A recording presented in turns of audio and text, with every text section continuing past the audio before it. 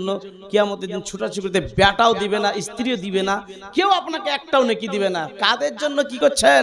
যেটা আমল আপনি করছেন সেটাই কাজে লাগবে। জোরে বলুন সুবহানাল্লাহ।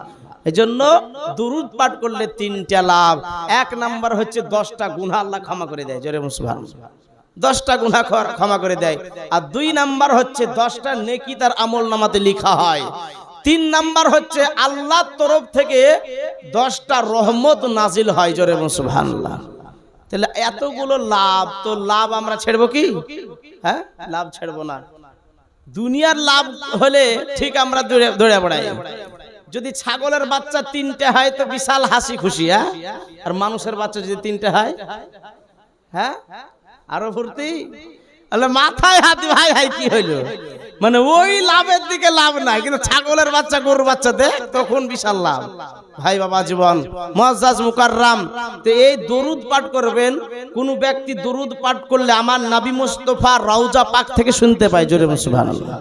তার চেহারা, তার বাপের নাম, তার দাদার নাম, পরদাদার নাম, 14 গোষ্ঠীর নাম, আল্লাহর রাসূল